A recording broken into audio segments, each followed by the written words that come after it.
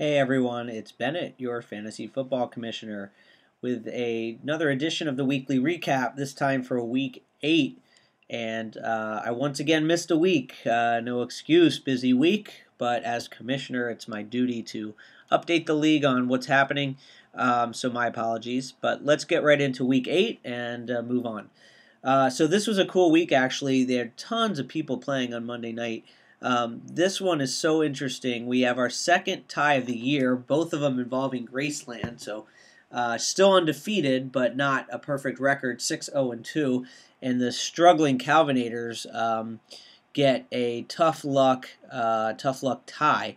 But this was so interesting because it came down to Graceland was leading going into the night with, I guess, leading by 2. Had Andrew Luck going and had Andre Johnson for the Calvinators. And as always, this could be a good or bad thing for the quarterback. If the receiver gets tons of points, then it's going to cancel out, and with the points per reception, it's going to overpower the quarterback. But then again, if the other receiver, the tight end or running back, gets a lot of points, then the quarterback's going to take over. So as you can see, Andre Johnson had 18 points and Andrew Luck had 16. This was pretty crazy. Basically Indianapolis couldn't do anything on offense the whole game. Andrew Luck's throwing picks left and right, and I actually turned the game off with 10 minutes left. Didn't find out till last night when I was talking to Temi and Chioma at bowling that the Colts came back and almost won the game. And turns out that at one point Graceland was winning by 2, and I guess the thing that sealed the deal for the tie was that Andrew Luck threw a pick in overtime to lose 2 points and bring her down to 142 for the tie. So I guess, like any tie, it's a little bad luck for both teams. It was just really interesting how, a stud quarterback like Andrew Luck was having such a poor night and did come back with some points, but ended up really screwing Graceland here.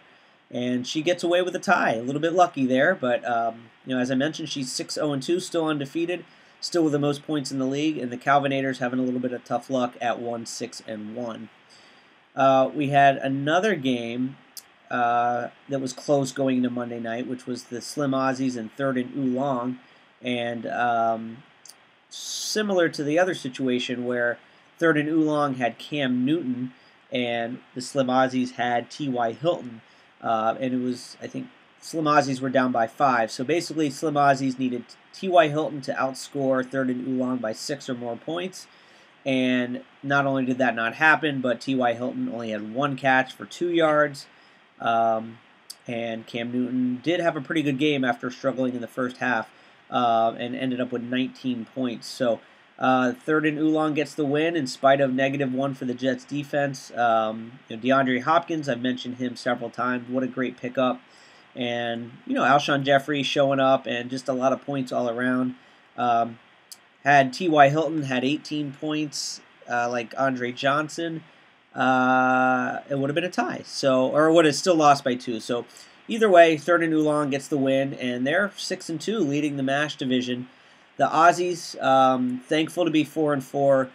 They lose, but with the points scored this year, they're pretty happy to be 4-4. Some other games, I believe this game was close as well. The Rawhide Super Mules just having a tough luck in their first season. Look at this crazy score.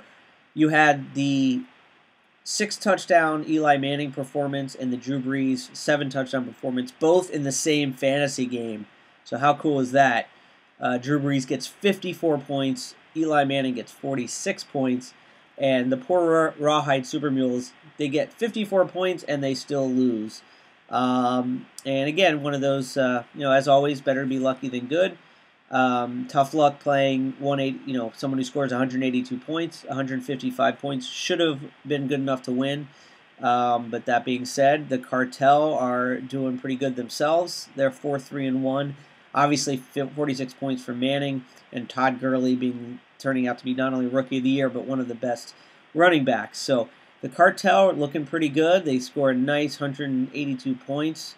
And tough luck losers, the Rawhide Super Mules, fall to 1-7. 7 in a row after winning the first game. What else? We had the Colon Cleansers, the husband and wife team, playing husband and wife opponents, I should clarify, playing. This year, the colon cleansers get the win. Chicago Travelers still pretty impressive, 5-3 this year. Colon cleansers have been up and down. They win with Brian Hoyer at quarterback. And just as you can see, just a nice, well-rounded day. No particular person other than A.J. Green really blew up. But the colon cleansers pull up to 3-5, which is not too shabby this year. And the Travelers fall. Aaron Rodgers, I mean, this is crazy. You know, they're 6-1 or 7-1, whatever, and the guy can't get any points. He had, this one game where he had 5 touchdowns, but 6 points on 77 yards. Brutal. That did not help the Travelers. They end up with 143 points and still above 500, but tough loss for the Travelers. And we have another game. The Ray Finkel's Kicking Academy improves to 5-3. And sending the Stallions to 3-5. I don't think this came down to Monday night, but obviously Odell Beckham getting a lot of points. Wow, I didn't realize he had that many points. Obviously, Eli Manning threw 6 touchdowns, and he had 3 of them along with 8 catches. So yeah, there's your 42 points right there. So Beckham is being pretty much a stud, picking up where he left off in his rookie year. Ben Watson, there's a nice pickup. I mean, I didn't even know he was still in the league. I think last year I noticed him and said, is he still in the league? Yes, he's still in the league. And look at this. He's had some nice games. He's had 3 touchdowns and 200-yard games and pretty steady all year. And now that the Saints are starting to look better, that he looks like a good pick moving forward. The Stallions just didn't get enough points. Nothing really you can say. Obviously, Stephon Diggs has been a nice pickup. He's been the best fantasy receiver on the Vikings. That's a great pickup going forward. Wouldn't have been better to have Alex Smith playing versus Fitzpatrick, but as always, you can't predict injuries, and Fitzpatrick went down early in that game, so that didn't help the Stallions, and obviously Danny Amendola not doing much either. So, just too many low-scoring members of his team for the Stallions. They fall 161 to 133, and Ray Finkel's Academy is doing pretty well. So let's take a look at the standings. It is late in the season. We're more than halfway done with the fantasy football regular season, and as much as unpredictable as it is with the Slim Aussies being at 500, if you look at the total points, it's actually pretty where you'd expect it to see. You see the 2 highest point totals in the division and the league here, separated by 1 point. And if you look up here, Graceland 6-0-2, Travelers 5-3. The Cartel, with the next highest, which would be good for third in the MASH division in points, they're 4-3-1. Slim Aussies, again, lowest point total in the league, but staying at 500, pretty happy about that. And the Stallions, a little bit of tough luck. They've gotten 1,151 points, and they're only 3-5. Obviously, someone's got to have a lot of losses if there's so many teams over 500, and of course that's the Calvinators and the Mules. And you can see the Mules and the Calvinators have the lowest point total in the division, and second and third in front of Slim Aussies. So, shouldn't be that bad, but again, they're not scoring tons of points, so tough to have too much sympathy. Easy for me to say at 4-4 with the lowest points in the league. But, we still have several weeks yet left. Even Graceland undefeated, but, those 2 ties, hasn't locked up anything yet.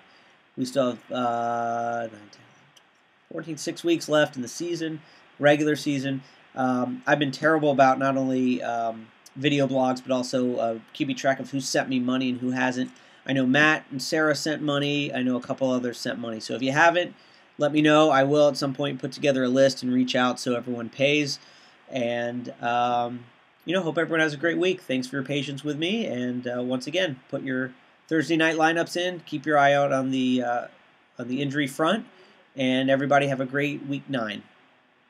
Oh, and by the way, I will see Matt and Sarah and John Gallo I will be seeing in Maryland for a family reunion this weekend. So I'm going to hit Gallo up on the way out, so I can't wait to see him and spend some time with my family in Maryland. And Might not be able to watch football, but I'm going to have fun with family this Sunday. So everyone have a great week. Take care.